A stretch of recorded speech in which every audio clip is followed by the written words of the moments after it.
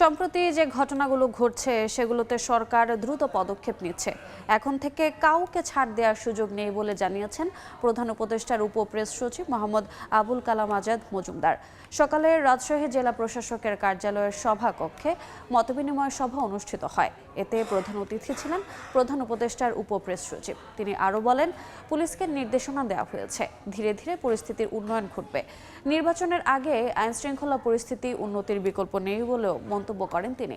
এছাড়া কোনো অনিয়ম ঘটলে প্রশাসনকে জানানোর আহ্বান জানান উপপ্রেস সচিব।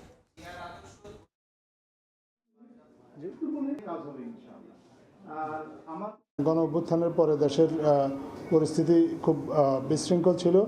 সেই অবস্থা থেকে ধীরে ধীরে পরিস্থিতিটাকে উত্তরণ করে একটা ভালো দিকে নিয়ে যাওয়ার জন্য অন্তর্বর্তীকালীন সরকার আপ্রাণ চেষ্টা করছেন। কিন্তু এর মধ্যেও কিছু ঘটনা ঘটছে। যখনই এ ধরনের কোনো ঘটনা ঘটছে, সরকার কিন্তু খুব দ্রুত পদক্ষেপ নিচ্ছে। একটা ঘটনা বেশ সামাজিক যোগাযোগ মাধ্যমে আলোচিত হয়েছে এবং আপনারা জেনেছেন যে তাৎক্ষণিকভাবে পুলিশ ব্যবস্থা নিয়ে 4 জনকে গ্রেপ্তার করেছে। আইনশৃঙ্খলা ক্ষেত্রে এখন থেকে আর কোনোভাবেই কাউকে কোনো ছাড় দেওয়ার কোনো সুযোগ নাই।